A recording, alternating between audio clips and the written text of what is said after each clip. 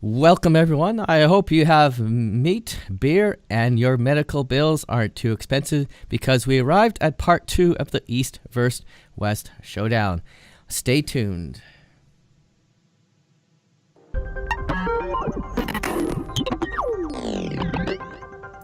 This is Media Channels, a multimedia corp production, bringing you information about the latest media trends, helpful tutorials, and commentary on the digital world around you. Welcome, everyone. My name is Stuart Rath, your host in episode number 20, part 2 of the Media Channels podcast on April the 7th, 2019. In today's episode, we will be continue in our epic showdown of East versus West. Joining me today is Ken Flatt in Toronto, Canada, and Rastislav Miklos all the way from Bratislava. In part 2, we will tackle the American version of The Girl with the Dragon Tattoo versus the Swedish original version. Welcome, Ken, and welcome, Rosto. Ken, for those who haven't tuned in before, is there anything you want to summarize from the part 1 of the video?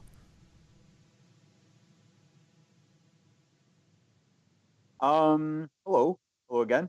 I guess I'd like to summarize that I was pretty much roundly defeated by Mr. Rosto, and he did a good job. I tried. Okay. And that's yeah, that's all I got. That's all you got. That's fine. Okay, and Rosto, did you want to summarize anything from part 1 of our video? Well, it was a nice match, and basically the American version was kind of doomed to lose. So I have nothing much to say about that. So you picked the right one, is what you're saying? That's right. He backed the winning horse. Exactly. Love it. Okay, so as per last time, I'm just going to go over the ground rules again. I will be the moderator of this debate, and I will try not to interfere with my own opinions on the matter. Each side will be allotted up to 4 minutes to express their opinion per point, and if there's any extra time left over, the opposing side gets an opportunity to take their time. Each side will then be allotted a 2-minute rebuttal before proceeding to the next category. Once each person has had their say, they'll be allowed up to a 2-minute closing statement on why they think their movie is the better choice or the winner. It is up to each side to convince me which movie is better based on the following categories: casting and directing, background story, plot development / character development, acting, cinematography, which is the overall style, feeling or the feel, the lighting, effects, and so on, and then finally the overall rating. Each fighter will be awarded 1 point for successfully debating each category for a maximum of 7, or actually it'd be 6 points. As the ringmaster, I will decide who wins each category.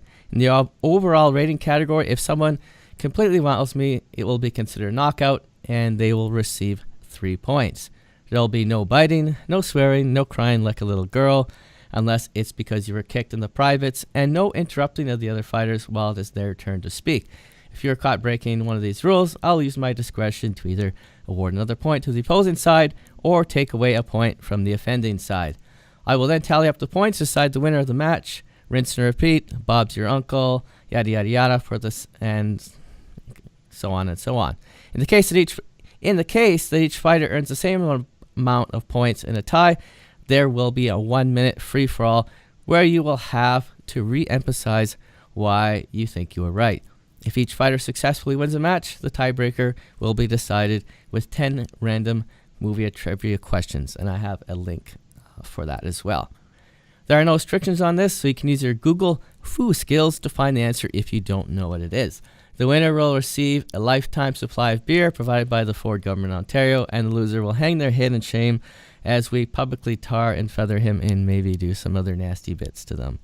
In this match, in the left corner we have Ken, and he will represent the American remake of The Girl with the Dragon Tattoo, and in the right is Rosto representing the original Swedish version of the movie.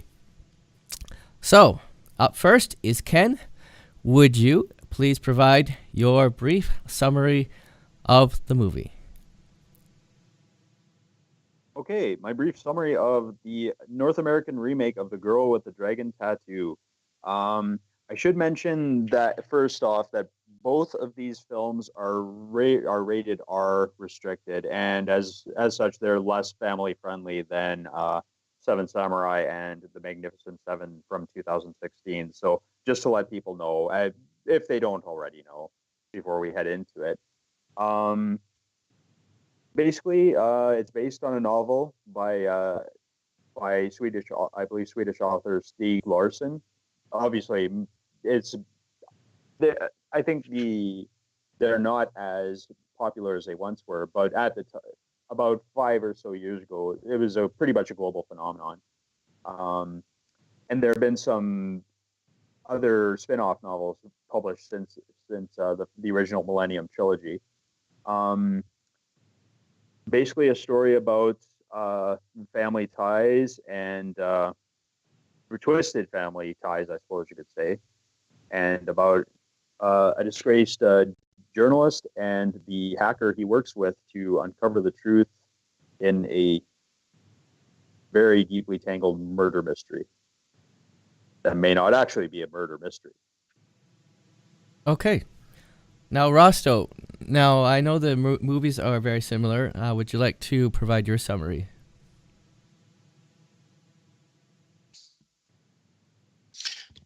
The movies are pretty much the same. I mean, the story, there is a main story, and then you have actually two subplots. And the story is about, just like Ken said, about a journalist that is hired to investigate, I would say, disappearance or murder of Lisbeth Salander by very rich family in Sweden.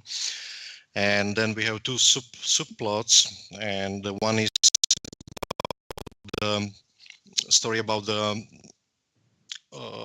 this hacker, Lisbeth Salander. Sorry, I mean Lisbeth Salander. Yes, and there is the second subplot about the troubles of investigational journalist Mikael Blomqvist. And I like to mention there was actually another movie uh, based. I mean that kind of continuing the franchise. Just I think it was 2018, and it was with this English actress. Can you help me, please? What was the name of that? The girl That'd with be The Girl in the Spider's in, Web. in the Spider's Web, yes, and Claire Right. with Claire Foy. So basically, I can summarize. We have three Swedish movies and two American movies so far. So that's what I wanted to say. All right, so we're going to get this match going.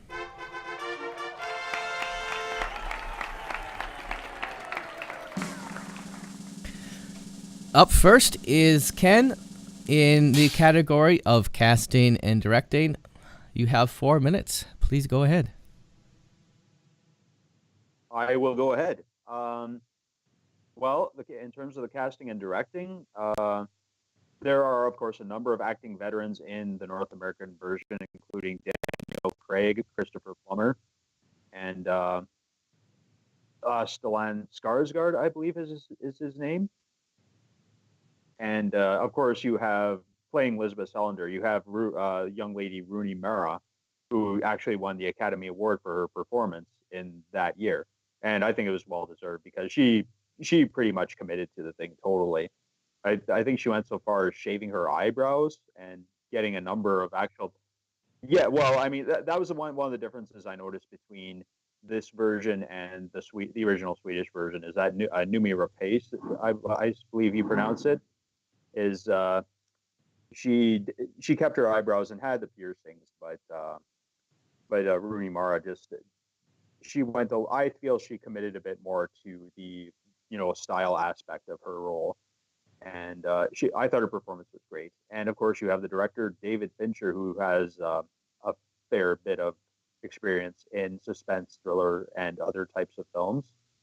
Um, Basically, I think his greatest skill in terms of thriller filmmaking is he can make you feel like you're about to enter about the scariest apartment complex of all time, like the one in his film Seven, or scariest, most clinical recreation room ever in this film, where where Daniel Craig's character of Mikkel Blomkvist undergoes some fairly brutal torture at one point.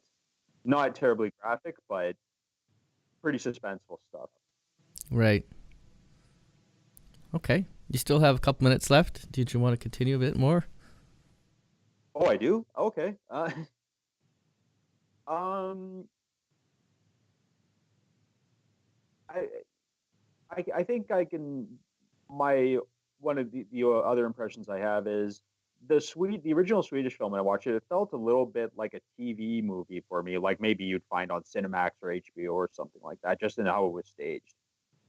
David Fincher has a lot more style and atmosphere in his filmmaking, I feel.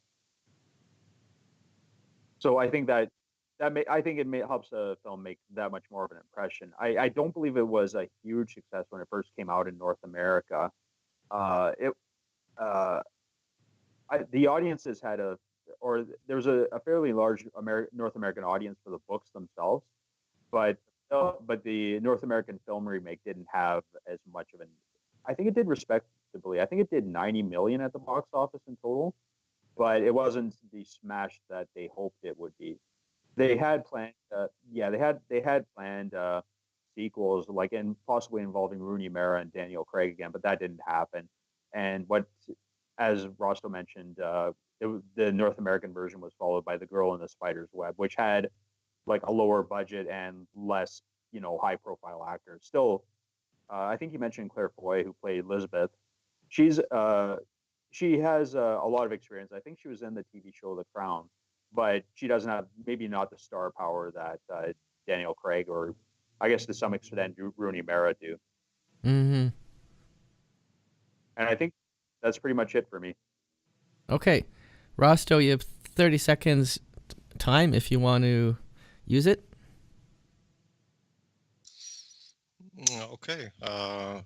Well, Ken was mentioning about David Fincher, which I admire very much. Whatever he puts on, I'm waiting for it and I'm watching it. But actually, I think in his remake of The Girl with Dragon Tattoo, he didn't have balls like he used to have in the Seven, because yes, his movie is stylish and grandiose, and he did much of facelift. Like he's got a much bigger budget than Oplev. However, is it really needed? Because the story itself is very gritty. It's a typical whodunit movie, mysterious thriller. So I don't think it needs all that decoration around. Of course, I mean, Fincher has much more money to play around with, but it's simply a mystery thriller, nothing else. Because if you see let's say the relationship development between the journalist Blomqvist and Lisbeth, a hacker, if you see the relationship development in the Swedish version, she just kind of okay, they sleep together, but she just kind of roll off and that's it. And in the American version, there is this David Fincher. He was trying to romanticize this. He was trying to develop further this relationship, which I think doesn't go to character very much, because Lisbeth is a damaged girl with all the abuse, sexual, and I don't know. And also we have this background story with her guardian. so it doesn't go to character. Also, in a Swedish version, if you see this Guardian, you can see him like real evil character, very dark, evil, and in the American version, this character is more grotesque. He's like he even shows kind of apologetic side of his character. He's apologizing to Lisbeth at the end, which I think doesn't go to character again. And plus, I think I'm not sure why this bothering me, but I'm not sure why David Fincher places his story in Sweden if those people actually speak English, which it's not really natural, you know. Swedish people would speak Swedish, not English, and I don't know, he could place it in New Hampshire or I don't know, in America somewhere. So that's what was bothering me. Otherwise, it was really good remake. Okay, time is up. And Excuse I'll me. reset the timer on that. Now, Ken, you have a 2-minute rebuttal. Do you need 2 minutes, Ken? I don't think I'll need 2 minutes, but I did want to speak to one point Rosto made about how the relationship between Elizabeth and Mikhail was romanticized more in the North American version. I feel like that was added. That is a difference between the two versions. I thought it added a bit more to her character and maybe it showed a bit more like as Russo said, she is a damaged personality from the abuse she suffered in the past.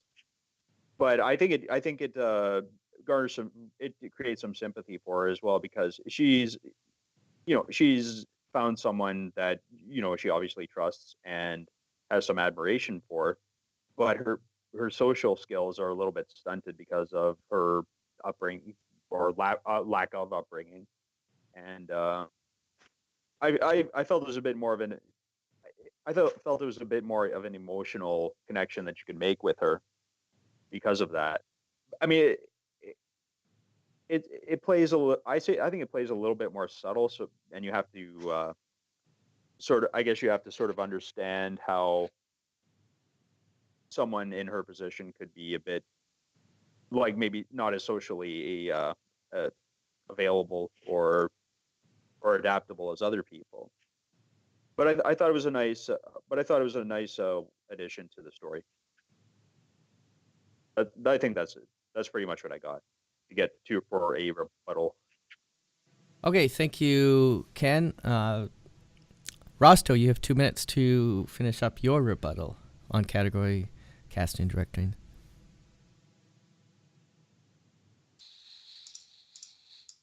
Yeah, I personally think that David Fincher overdid it, and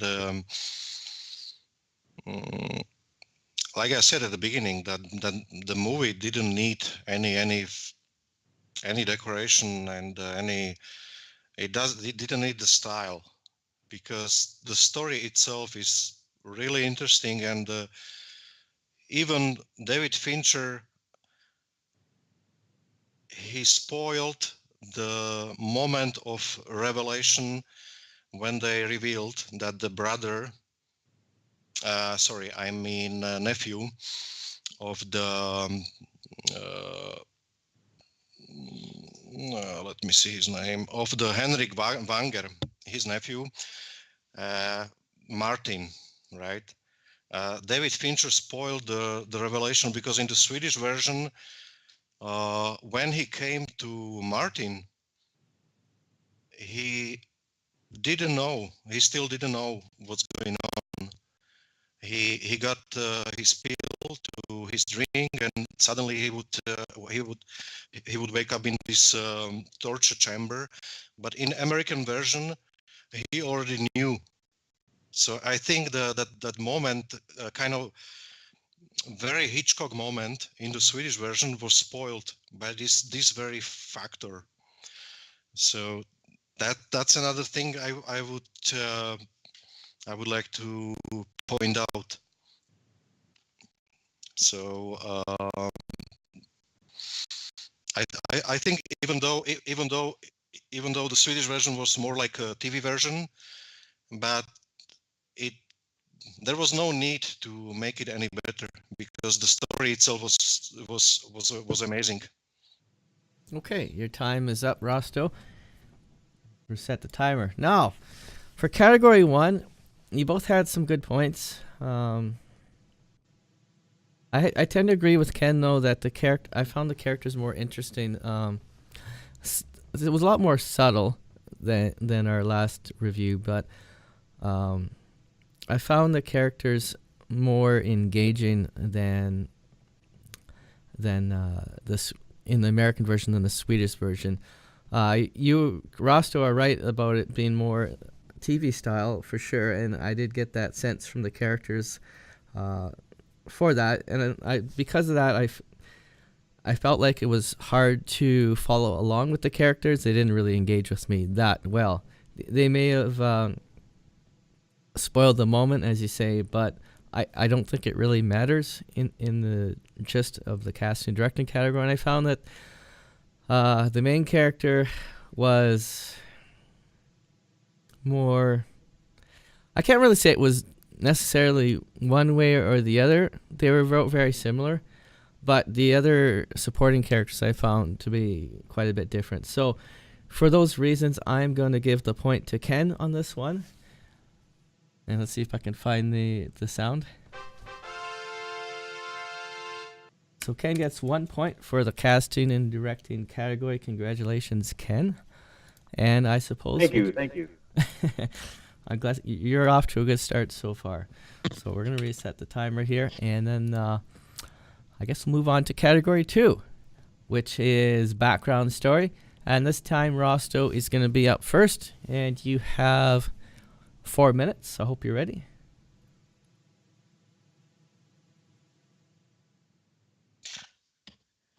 Like I said at the beginning, the background story is, like I said, the main story is about investigational journalist Mikael Blomqvist, who is in the middle of the court trial and trying to get some information about this huge industrialist from Stockholm. Meantime, he's hired in the middle of his crisis, and this is situation. He's hired by Henrik Wanger, who is which is the Swedish, very rich Swedish family, industrialists over the 3 generations, and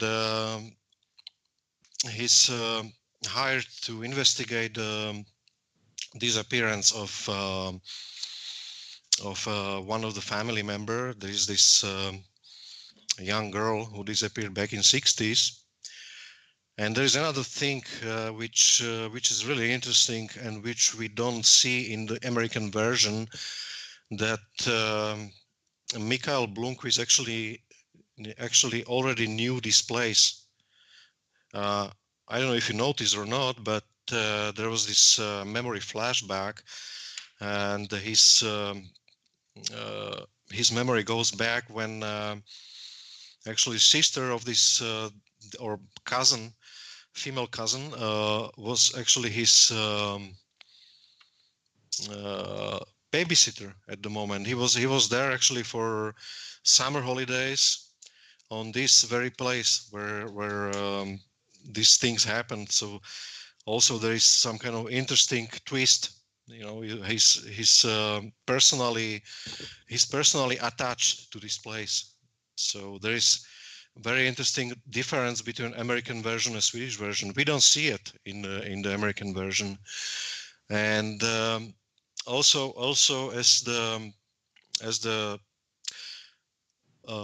Lisbeth character is developing. In Swedish version goes more to the character and more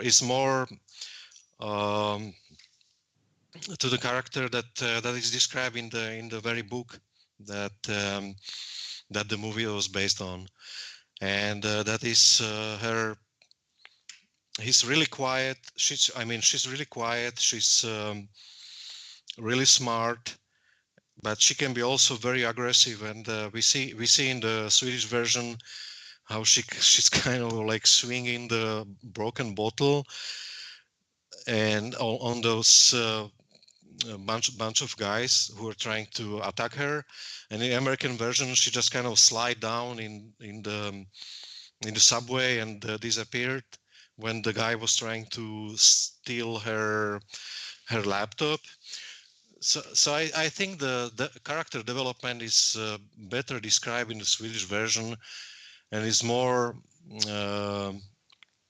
it's more to the real and original character that that is in the original book, actually. So otherwise, it's, of course, overall it's pretty much the same, but these little things makes me think that the Swedish version character development was better.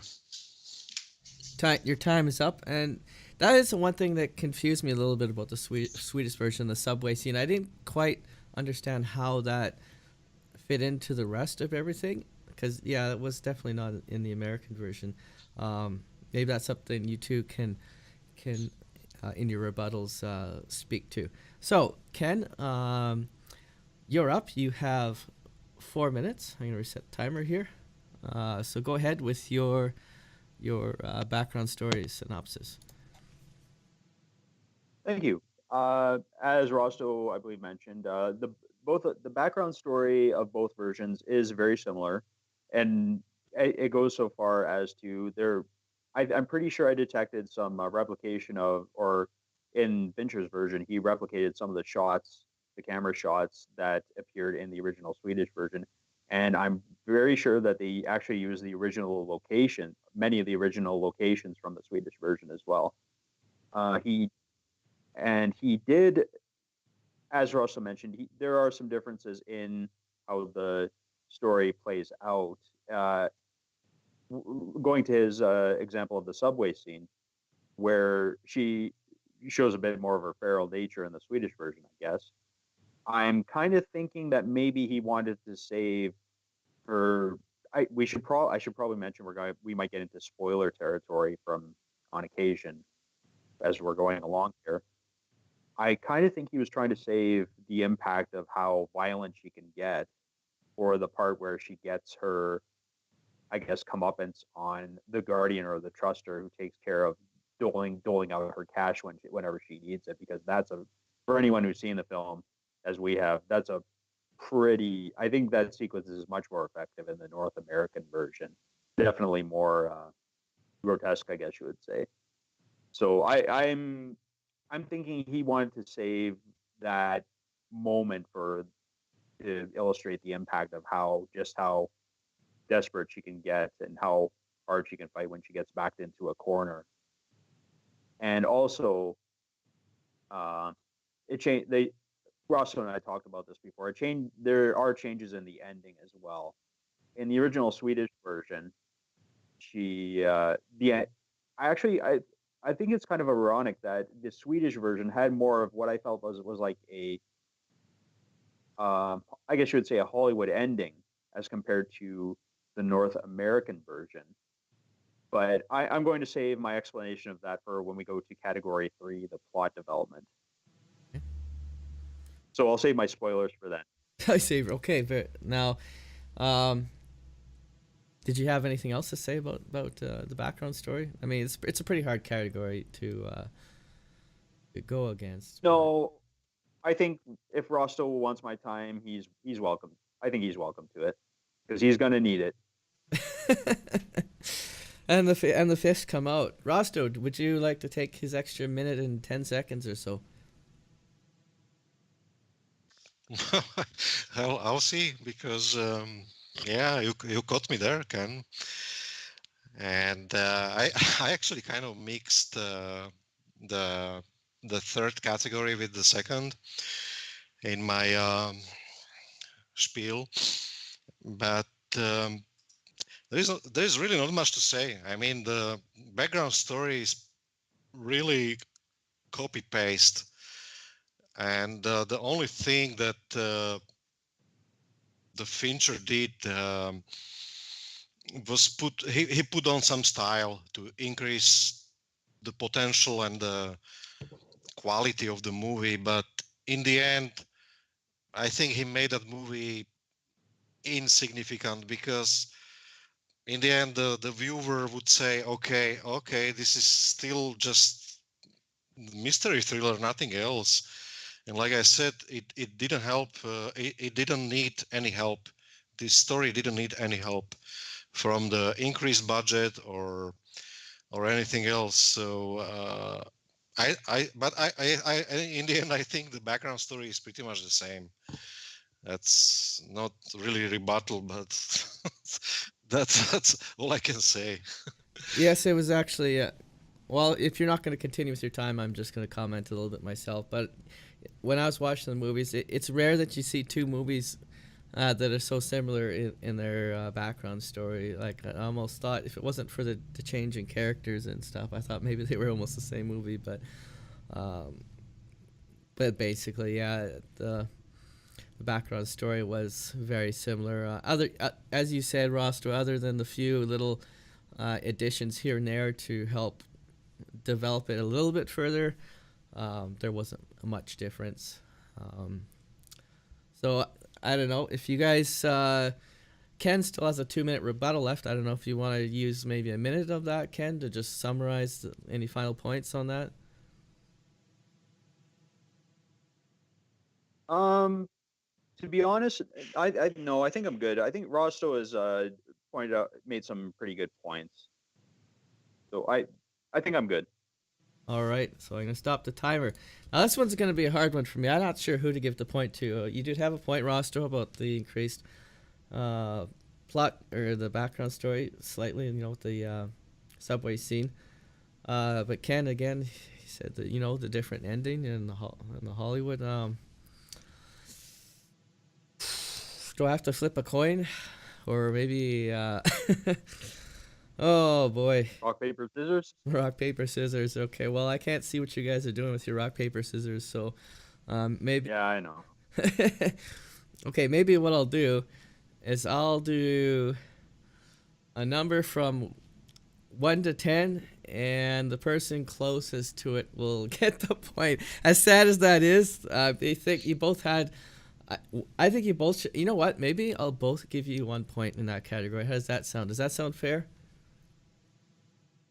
I'm content. I agree. Yeah, I agree. You both get 1 point for background story. So I'm gonna add that up into your total there, and okay, so that was background story. So we are moving on to plot development. Again, there's gonna be some overlay probably for the previous category. So are you guys okay with shortening up this category to 3 minutes instead of 4? Yeah, I'm good. Yes, that's okay. Thank you. Okay. All right. So we're gonna start on plot development, and I believe Ken, I think you're up first this time. Okay. Well, plot development. As Rosso has observed, they both follow the same basic plot line: the mystery thriller, the mystery outline of what has happened to Harriet Wonger.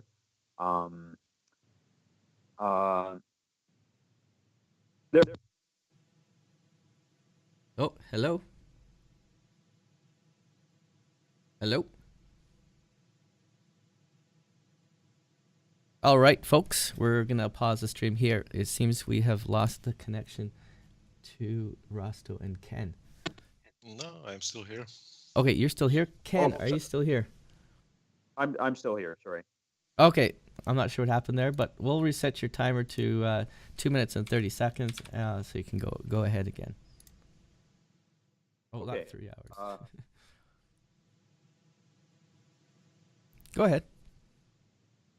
Okay. As was observed before, they both follow the same basic plot line, plot structure. But I think Fincher has made a couple of variations that I found more suspenseful or relatable. And this is where we're getting into, again, spoiler territory, I suppose we would say. The final confrontation between Blomkvist and Vonger and his rescue by Lisbeth. The torture sequence is a lot more intense, I thought, in Fincher's version because in this one he's pretty much hogtied in a very uncomfortable position, and he's almost killed by means of a plastic bag placed over his head to suffocate him, which of course his arms are bound, so he can't easily tear it away. But of course, again, Elizabeth saves him and goes after the villain. And now I'm going to talk a bit more about how the relationship between Elizabeth and Michael was, I guess, romanticized a bit, and how that compares to how that leads into the endings of the Swedish version and the North American version. As I was saying, the Swedish version ends with Elizabeth going after in a fairly involved sequence at the end where she goes after, I believe, the industrialist that Mikhail was trying to do an expose on was Wennerstrom, and in the final sequence of the Swedish version, you see how she kind of sets Wennerstrom up and convinces him to back off of Blomkvist. And the film sort of ends on a note of her, we see that she's still out there, fighting for justice, I suppose, and Michael's reaction to that. He obviously has affection for her. Right. Okay. Your time is up. That gives us Rosto. You have 3 minutes. Please go ahead. Thank you.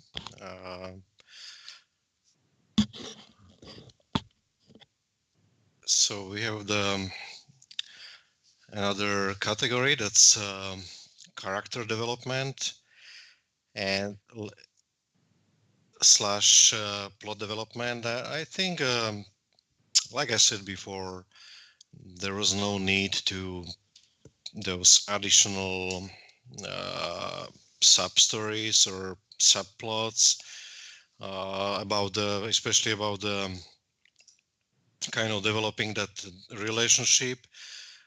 In the US version, I didn't see the need for that, and actually it was also flashed down because he started that he developed that subplot about the romantic relationship between Mikhail and Lisbeth, but in the end it was actually it went to nowhere because she bought this jacket for him, I think, at the end, and then she saw Mikhail walking with his girlfriend because she's older, because there was no way to fit these two people together because Mikhail was 50 years old and Lisbeth was I think 26. So then she realized it's actually bullshit, to continue in this relationship. But she was kind of hoping, and David Fincher gave her this fake hope that they would be able to continue, but it didn't actually happen. So she threw that gift, that jacket, to the garbage, and kind of just left the scene. And in the Swedish version, the plot was a little bit more real because they neither of them would continue this relationship, and they stay together in the as a friends, helping each other. That's why she went to fix those accounts, and Mikhail in the Swedish version was kind of very happy with her. He smiles when he sees her. So it was, I think it was more real, and the development of the relationship in US version just didn't go anywhere. It, it was not not significant at all. Okay, that was your 3 minutes. So, Ken, you have a 2-minute rebuttal to counter his points, if you so wish. I would like to talk more about how the romantic relationship between Lisbeth and Mikhail. Um, Actually, that does bring up another addition to the story that Fincher, I believe, put in. Uh, I don't believe in the Swedish version there was as much of a like an I guess off the books relationship between Mikhail and his editor as there was in the American version, because that there was a bit more made out of their I guess extramarital affair, and that led to the scene that Rostov describes at the end where Elizabeth buys him the jacket intending to give it to him as a gift because again, this is going back to what I see are her lack of social skills. She actually does feel something for Mikhail, and she wants to buy him a nice gift because she thinks that's the thing to do to I guess solidify their relationship. But then when he sees Mikhail going out to dinner with his editor, she realizes that she was more or less a I don't know if you'd say a plaything to him, but he obviously didn't view the relationship as deeply as she did, or I guess feel it more. So there, she ends up being disillusioned, and I think Fincher does that really well. He shows people in his various films, he shows people's disillusionment. Even going back to his first film, Alien 3, with Sigourney Weaver, which is kind of like the ultimate uh, display of her disillusionment with how the system works. I guess Wayland Yutani, which is kind of I guess nihilistic, but I feel it's very real as well as the Swedish version's ending, and I think that's my rebuttal. That's your rebuttal. All right, Rosto, you have 2 minutes to summarize up and do your rebuttal. Go ahead. Thank you. I think you forgot to mention that if you remember that scene when Mikhail got shot in the woods, he came back and in the US, I'm talking about US version, he came back and Lisbeth is helping him out and aiding him with his wounds. Did you guys notice that Mikhail in that scene was actually whining and crying? So he kind of opened up to her, and there was starting to be like real chemistry between two of them. So I think it was romanticized well enough. Yeah, that's a good point. Yeah, I think so that they kind of open to each other. And then there was a big disappointment when Lisbeth sees both of them, Mikhail and his editor, walking together, and she realizes that actually the relationship is not real because of the age difference. However, what was the point of the whole this development? What was the point of that? Not sure. Not sure about the if this scene. I mean, this development of the character was suitable to this story. I'm not sure why he did it. I don't know. That's something about we would need to ask Fincher. I don't know. Okay, your time is up. Again, this is a hard category.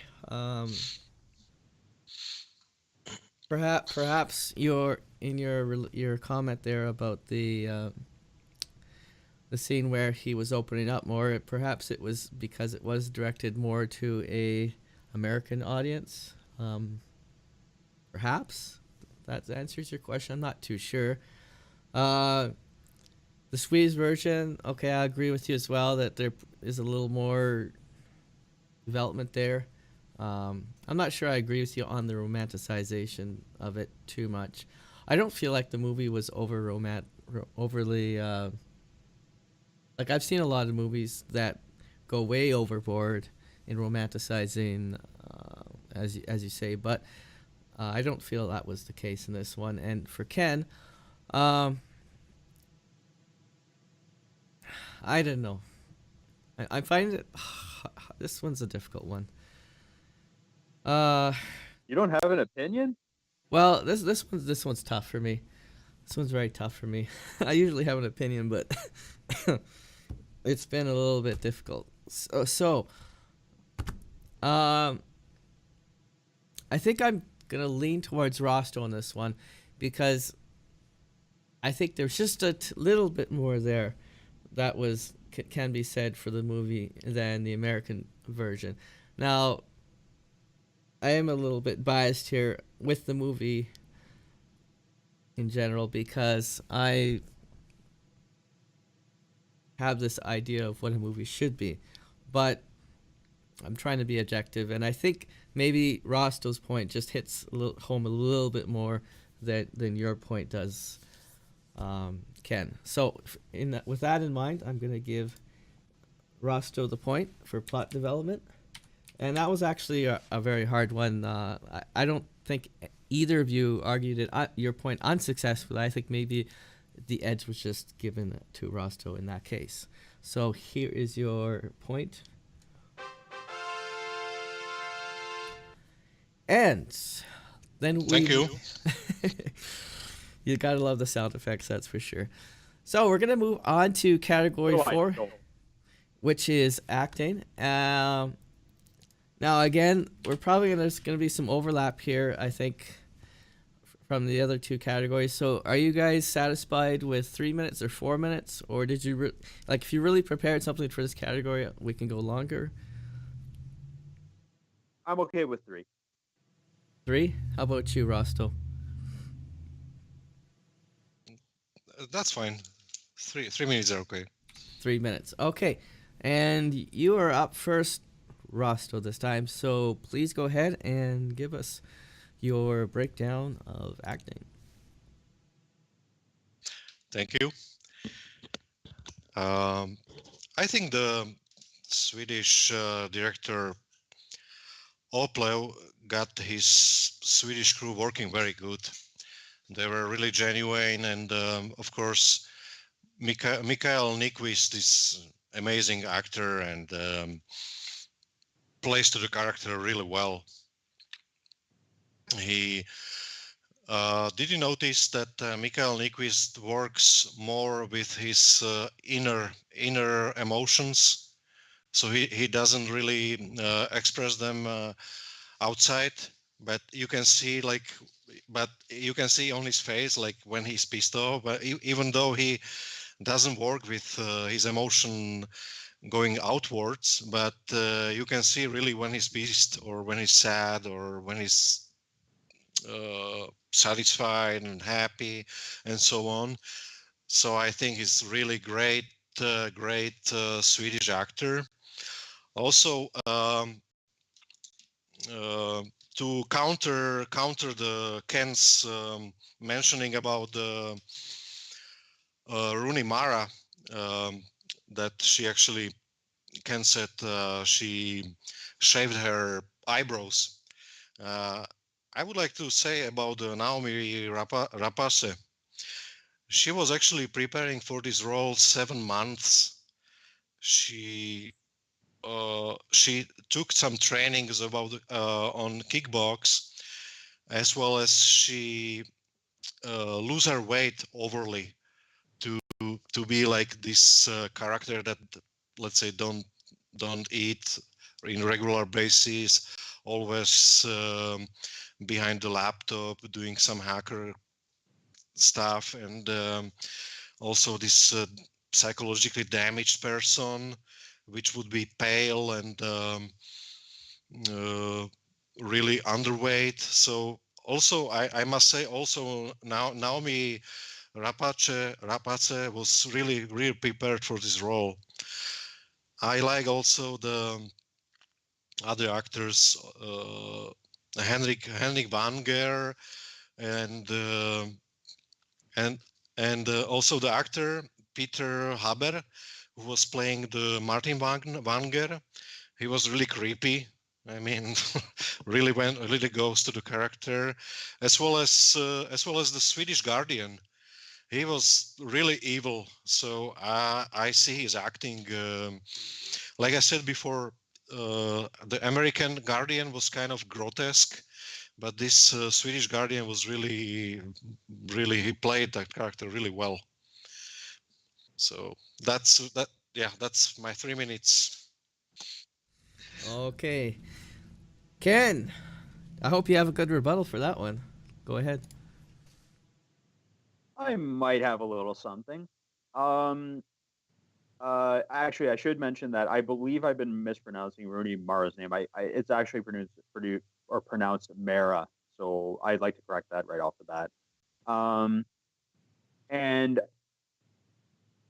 while Numi Rapace, they, it, she did a good job, and I don't question her commitment to the role. I I feel I feel like I could approach her in a bar and make conversation. Uh, the way Rooney Mara plays her, I don't feel like I could approach her at the beginning. I think that it takes as the North American version progresses along, you understand her background and her struggles, and you want to get to know her better. Uh, Numi didn't.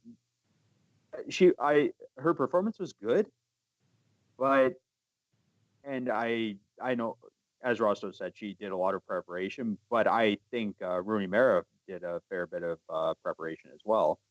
And the other difference I noticed between the two is that in the sequence where she gets her revenge on the Guardian, she has, uh, I guess you would almost call it tribal or war paint over her eyes that she uses to make her appearance more intimidating in that sequence. So I feel by the end of the film, I felt a lot more, I guess, empathy for her personality and the struggle she was through. And I actually felt kind of sympathy when she had her ultimate disappointment with Mikhail. I think she steals. I think she stole the show in both in the North American version. The acting by all the actors in the Swedish version was competent as well. And I can't remember the name of the actor who played Blomqvist in the Swedish version. Rosso mentioned it. I would say he's probably superior to Daniel Craig. Daniel Craig's a good actor, but the Swedish actor was probably more subtle in his portrayal and probably more effective. But I think the character of Lisbeth is pretty much the linchpin of the whole thing.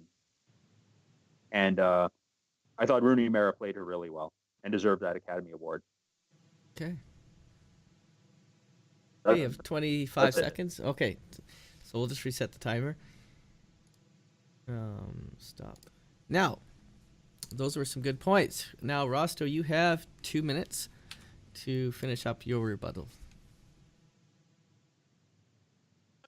This is going to be hard, but let me focus on Daniel Craig. I ever see him just like James Bond, running, jogging through the roofs and kicking, other agents from some foreign agencies. So maybe he was a little bit of miscast. I think other big names were trying to be casted for this role. What's the name actually? The Brad Pitt. I think he was trying to cast for this role. Maybe he would be a little bit better. I didn't know that. Yeah, and maybe he would be a little bit better. But I don't see the investigational journalist as I mean, Daniel Craig is athlete, he's you can see he goes to fitness center, in regular basis, and I see the investigational journalism more like someone who needs to drink with people to gather some information from them. He needs to be willing to go and have some beers with them, and his kind of disorganized life, and maybe some tired eyes, and I didn't see that with Daniel Craig. He was really fit, and yes, I can agree with what Ken said about Rooney Mara, but considering the Swedish concept and the American concept, I think they are pretty much on the same level, both of them. Naomi Rapace, also the Rooney Mara, but I would say Daniel Craig. Okay, your time is up, mister. Oh, I'm sorry. Right, you get a punch in the face for it, but you'll be okay after you're done. We'll bandage. Ouch. All right, so the final 2 minutes goes to Ken for his closing / rebuttal. Go ahead, please. Okay. What Rosto said about Daniel Craig being maybe a miscast for the part. He's a competent actor, but Rosto may have something about they may have been able to find someone else who could fit the part of it better. Maybe not as overly fit, and maybe a bit. I guess I don't know if frumpy is the word, but yeah, it's not exactly what you would expect a journalist to look like. I suppose you would think he would be a bit more rough around the edges, and not that Daniel Craig can't play rough around the edges, but he does look a bit more like I guess the James Bond factor does work against him. As I said, I guess he is competent, but and the other actors, including Christopher Plummer and Stellan Skarsgård, I think they did very well in their roles. But again, I think Rooney Mara deserved the Academy Award. She's the MVP. Okay. All right, you got 48 seconds. Anything else? In terms of acting, nope. I think I've said what I have to say pretty much. Okay. We'll stop the timer then. All right, this one was a little easier for me. I'll definitely be giving the point to Ken on this one because you're right. The main star of the show is the main star of the show. You can't get around that.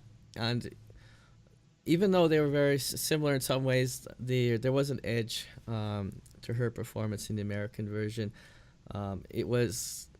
She was more engaging. And as for Danielle, okay, so what? He might have been like a little more like James Bond, but does it really matter that much? I mean, I don't think so. The fact that the characters or the acting was engaging the audience is why I'm gonna give the point to Ken.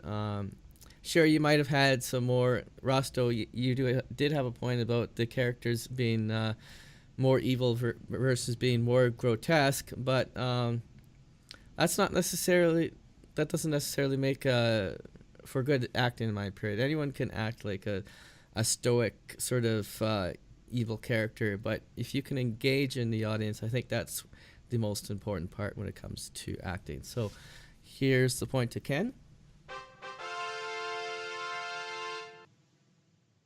Thank you very much. All right, so far we're midway through, and Ken has 3 points and Rosto has 2 points so far. So you're in the lead, Ken. If you can just keep up this momentum, you might be able to take the championship here. We'll see what happens. So as we move on to the next category, which is cinematography, so that encompasses a whole broad range of things such as lighting and effects and whatnot, and as Rosto would say, maybe the James Bond factor of the film. So I believe Ken is up first, and you have 4 minutes. Please go ahead. Okay, thank you. Cinematography. Well, this is David Fincher we're talking about. Well, he's not the director of photography. He's the overall director of the project. His films have a certain look that you just can't. I don't think you can get anywhere else. Um, the cinematographer on this film was a fellow named Jeff Cronenweth, who is actually the son of Jordan, who was the cinematographer of Blade Runner way back in the day, the original Blade Runner. Uh, the look of the film is it's very cold and somewhat clinical, I guess you would say.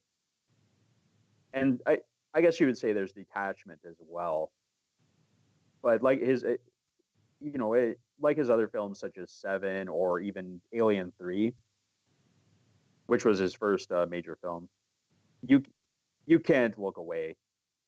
It's I have to say I haven't watched his Netflix TV series that he was involved in, Mindhunter yet, but he was also involved in Love, Death, and Robots, which just premiered on Netflix. And while he wasn't that's an animated show, and he didn't have any involvement with cinematography or the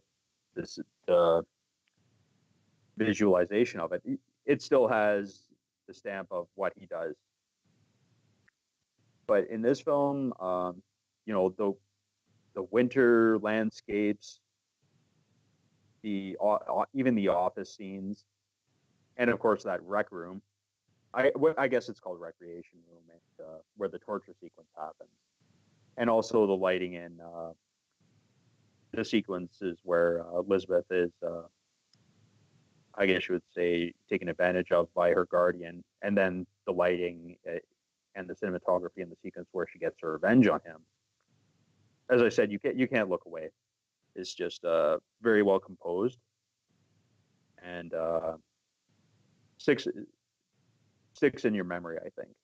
Mm-hmm. Okay. You still have a minute And left, so I don't know if you want to use it or not, but well, I guess we can talk about other visual effects. They're again like Seven Samurai or Magnificent Seven that we talked about before. It's not. It's even less of a tentpole blockbuster, I guess you would say, than most the other films. It's not really considered to be a crowd. I guess you would say a crowd pleaser. I guess you would say it's very nihilistic. It's almost like watching a train wreck.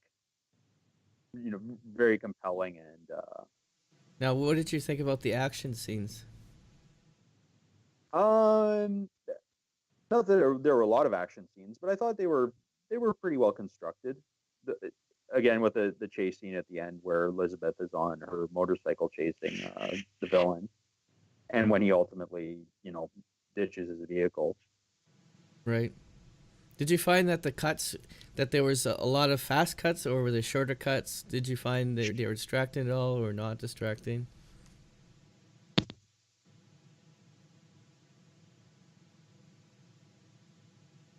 Did we lose Ken again? Hello, Mr. Ken. Are you still with us? Yeah, sorry, I'm here. Okay. Okay.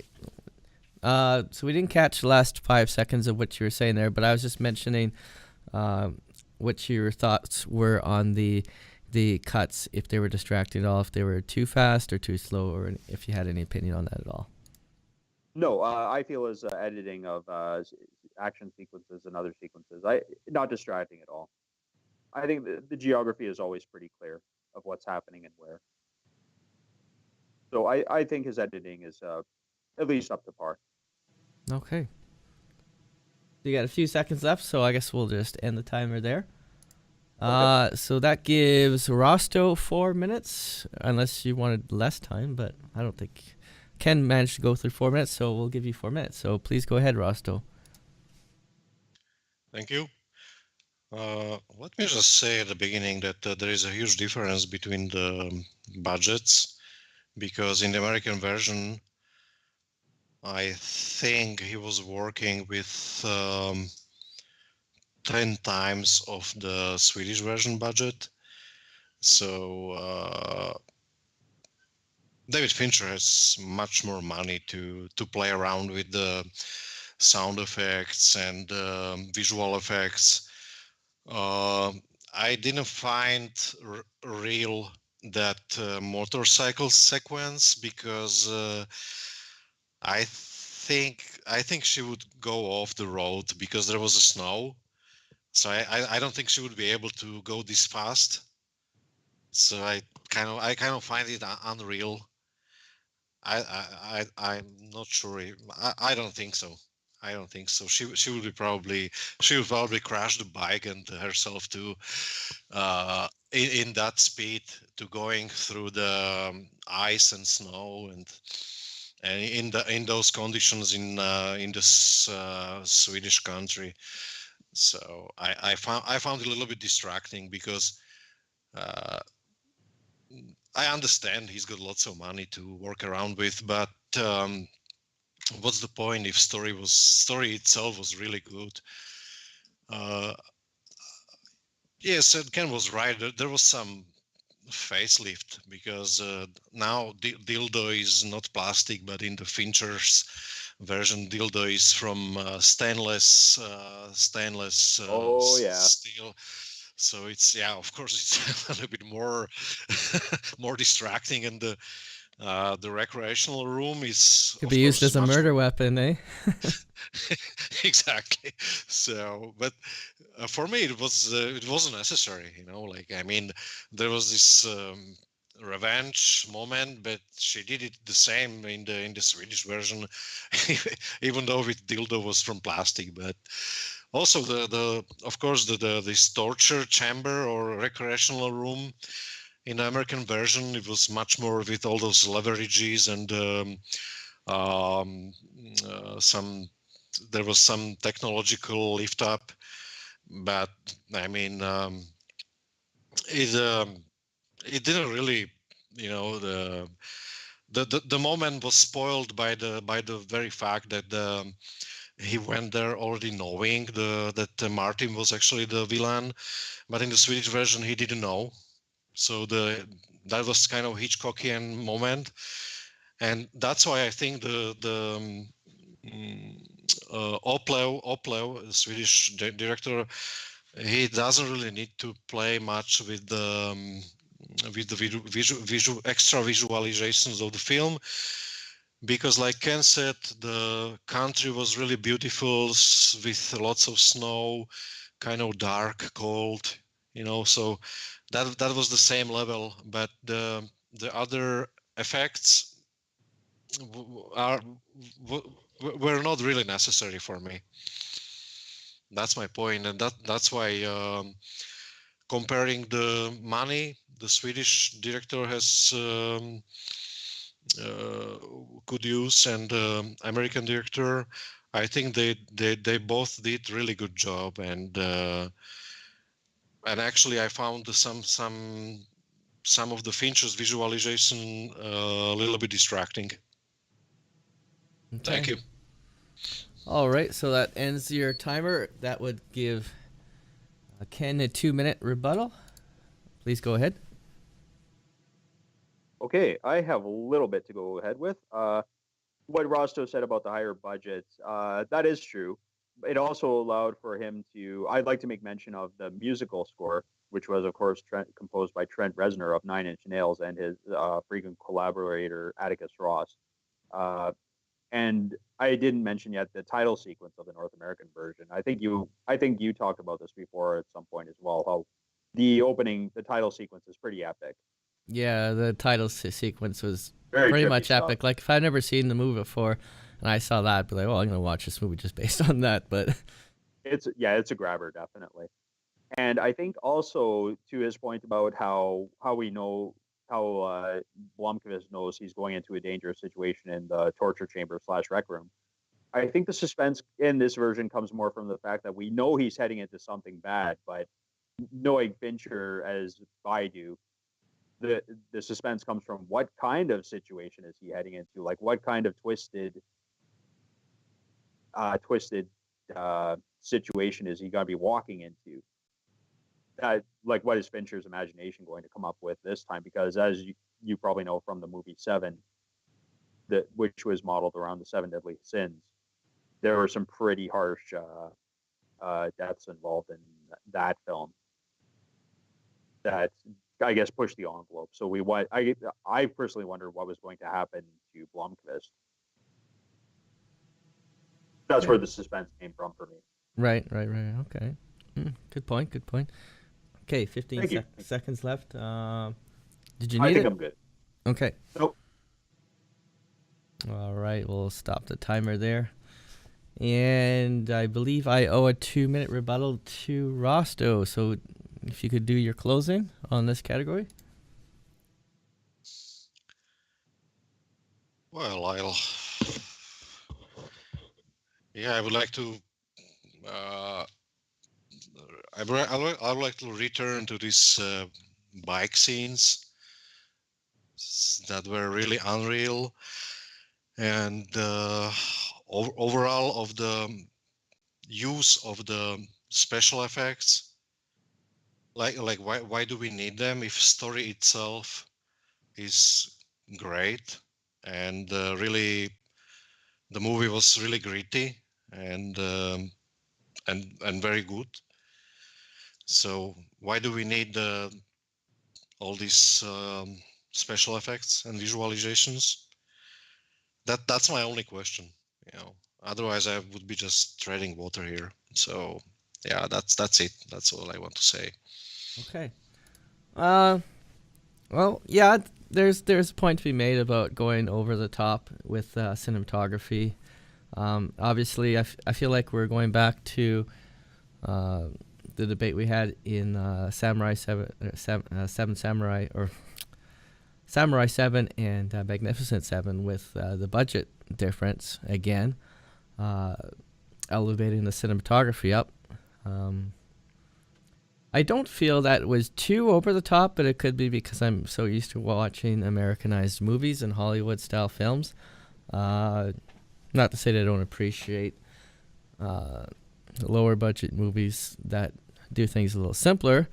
As for the bike scene, okay, well, yeah, it could have been ridiculous, but I find it pretty much almost every movie you find today has ridiculous scenes like that. It's hard to find one that doesn't have ridiculous, over-the-top scenes, whether it's fighting or bikes making jumps or cars flying through the air in ridiculous ways, or people doing these crazy maneuvers in the air, and so on and so on. Now, this isn't an action movie, but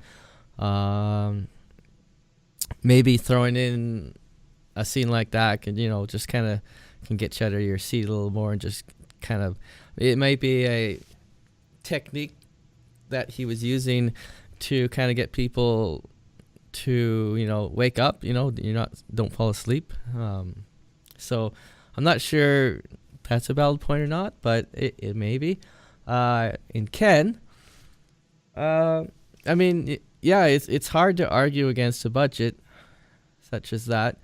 I would say, they did pretty much everything decent, in my opinion, from a cinematography. Maybe some of the cuts were a little bit quicker than I would think, but not over the top. I know some action movies, they just go cut, and you don't know what's going on.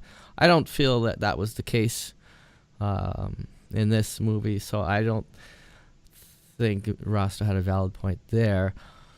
Well, not that he really made a point about that anyways, but and then lighting and mood, you touched on that a little bit, Ken. There's nothing wrong with the lighting, in my opinion. So basically, I guess it comes down to, was there a need for the budget and the overall high quality cinematography that was involved in movies? So I'm gonna say yes, there was a need for it. The movie is certainly watchable without it, but it's kind of like a cake with icing on it, and a cake with icing and sprinkles on it. So it may be a little bit of an apples to oranges comparison because of the budget, but I think I'm going to give the point to Ken in this one because, yes, adding that little bit extra on top made a little bit of difference. And sure. Oh, yeah. It wasn't required, but it definitely made the movie a little bit more enjoyable. So the point goes to Ken. All right, Rosto, you really, if you want to win this one, you got to do a knockout in the last category here in overall rating. You have the opportunity to still score 3 points if you can knock Ken out. So, with that said in mind, do you want the full? Are we gonna do the full 4 minutes or 3 minutes? Uh, I'm okay with 3. yeah, I'm okay, but I don't see how can I win this because I have only 2 points and Ken has I think he's got 4 points. So. Well, it is a boxing match, so you got to take the gloves off and maybe give him a little beating or something. Maybe he'll. Yeah. If you can get him to reverse his course and admit that he has been wrong, then maybe that's the knockout that you need. So. I kind of feel what Ken felt the last time. So. Okay. That's right. So you got 4 minutes. So go ahead, Rosto. I see. I see. Ken is already happy. That's fine. That's okay. If you see the rating, it's pretty much the same. We got 7.8 for Swedish version, and we got 7.8 for the US version. It's pretty much the same, so they are in the same level. Both Swedish version and the US version basically is displaying this really mysterious story about the girl that disappeared 40 years ago, and how they are trying to find her, and we see all this investigational work in both movies. It's pretty much the same. Not if we don't see all those I don't know, visuals and acting or casting. They saying the same story basically, and they saying that really good. So I cannot go against the American version, as well as I cannot go against the Swedish version. So I would say that they are at the same level, and as we can see also on the rating, general rating on the several websites like IMDb or Rotten Tomatoes and other European. I saw some European ratings. They are pretty much the same for both movies. So my overall rating is the same for both both versions. So it's not like I'm giving up, but I must say that they are both at the same level. So that's my rebuttal, that I'm not going against mine and I'm not going against the US version. So let's have it. They are the same for me. Okay, well, if you were attempting to go for a knockout, I think you might have just knocked yourself out there.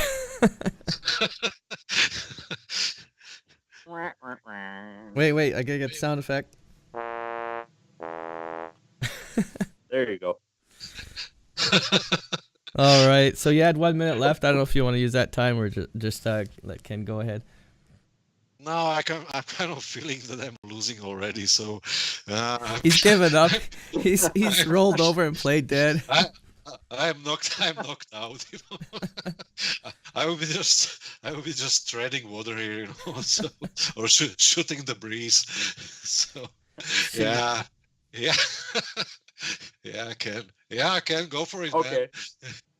All right, Ken. So your closing argument. We're not going to do any rebuttals either. So just go ahead. Okay. Well, I gotta hand it to Rosto. Thanks. He obviously feels a bit more strongly about the Swedish one than I do. And like I said, I believe it is competently made.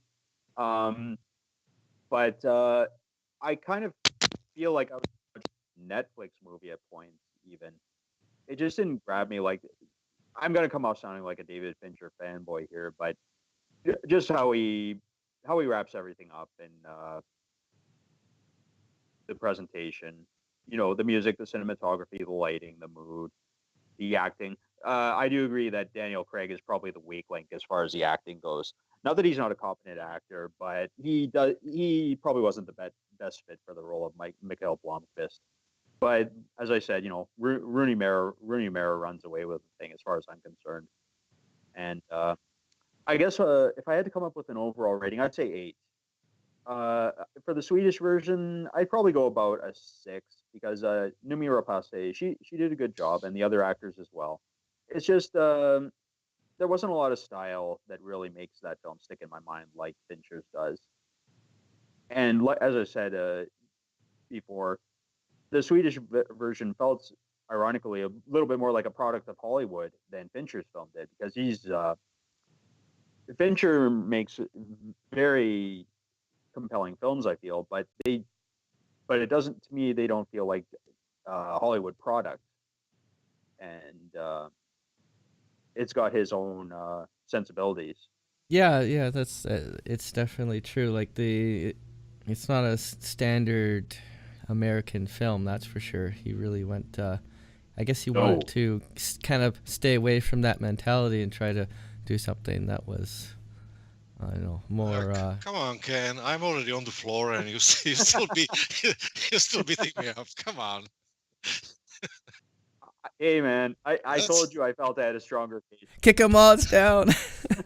Yeah, it's pure revenge, Okay, is there anything else you want to nitpick about it? Like just really grind it to him real good, poke him with a stick too, or? Not this time. Maybe next time. Yeah, don't play that. Come on, man. Oh boy. Okay, so we'll end it. We'll end it there. I think we. What's that? Rosso's been a gentleman the whole way along. Oh, for sure.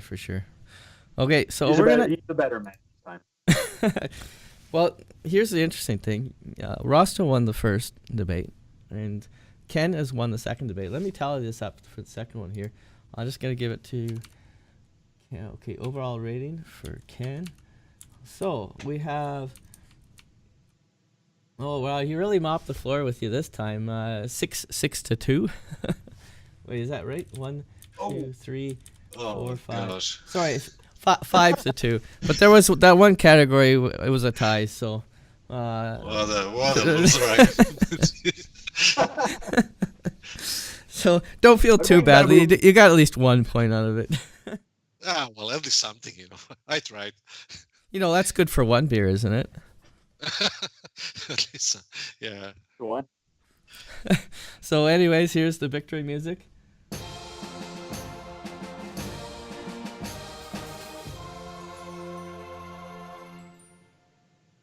Congratulations, you won. All right, now. Congrats, Ken. Now to wrap this up, I am gonna go. I want to go to that website, and I just did one trivia question here, just to see how you guys do. So let's see. I'm just gonna pick one that's randomly on this list. We have this one's an easy one. You both should know the answer to this, but I just want to throw these out there. Okay, so the phrase "E.T. phone home" is from what movie and what year? It's from the Duck movie. No, I was hitting the buzzer. Oh, okay. Oh, you actually have a buzzer. I didn't think anyone had buzzers.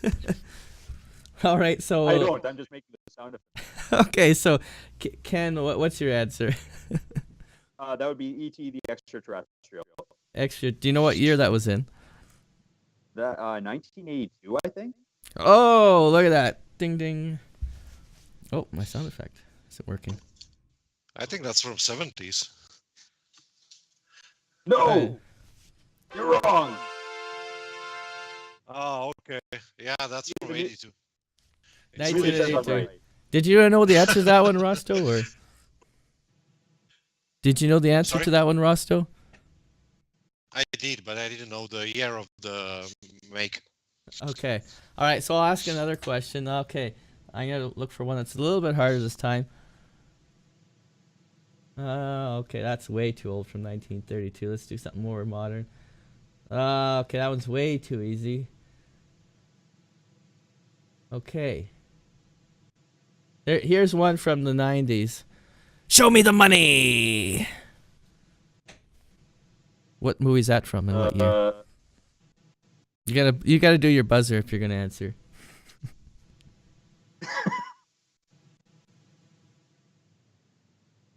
Meh. Okay. The buzzer is in. What is your answer? Was it Jerry Maguire? That's right, Jerry Maguire, 1996. All right, so we got to get an Eastern movie in here, so Rosto can get one right here. Oh, he might be on the edge this time. All right, let's see what else we have here. We got... Oh. Okay, well, that one's too easy because the answer's in the name. Okay.